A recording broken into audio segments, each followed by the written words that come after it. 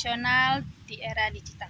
Identitas nasional Indonesia itu terdiri atas 5 dasar utama. Yang pertama itu Pancasila, kedua Undang-Undang Dasar 1945, ketiga Bhinneka Tunggal Ika, keempat NKRI, dan kelima itu bahasa Indonesia.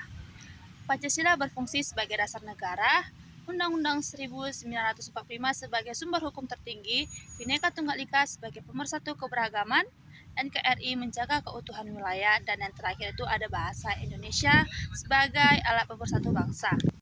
Di era digital ini membawa dampak positif, yaitu dampak positif teknologi dalam promosi budaya Indonesia meliputi pelestarian dan digitalisasi budaya, peningkatan jangkauan promosi secara global, serta munculnya kreativitas dan inovasi dalam industri kreatif berbasis budaya.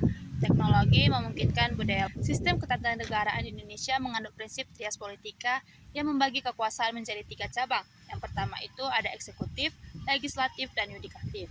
Pembagian ini bertujuan menjaga keseimbangan kekuasaan dan mencegah penyalahgunaan wewenang melalui mekanisme check and balance. Misalnya, DPR menjalankan fungsi pengawasan terhadap kebijakan pemerintah melalui hak angket.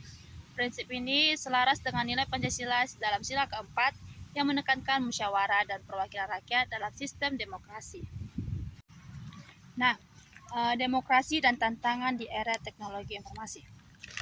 Dalam era teknologi informasi, demokrasi menghadapi 2 tantangan besar, yakni hoaks dan polarisasi politik. Masyarakat mudah terpecah karena arus informasi yang bias dan provokatif. Untuk mengatasinya, diperlukan peningkatan literasi digital, diskusi rasional, serta klarifikasi informasi secara terbuka. Etika demokrasi menuntut musyawarah yang beradab dan penghambatan terhadap perbedaan pendapat sebagai wujud implementasi dalam sila kedua dan sila keempat, dan terakhir itu ada sila kelima, Pancasila. Negara hukum dan prinsip supremasi hukum.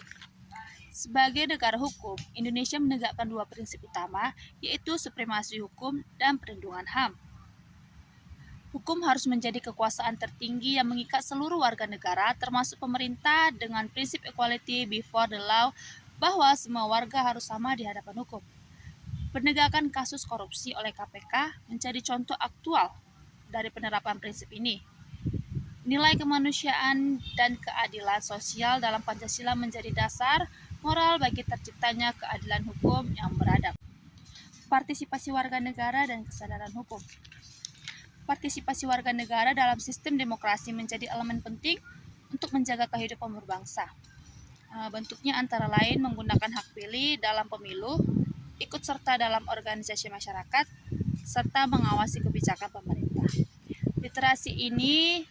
Literasi digital membantu masyarakat memilih informasi dan melawan hoaks. Sedangkan kesadaran hukum menumbuhkan perilaku warga yang taat aturan dan bertanggung jawab.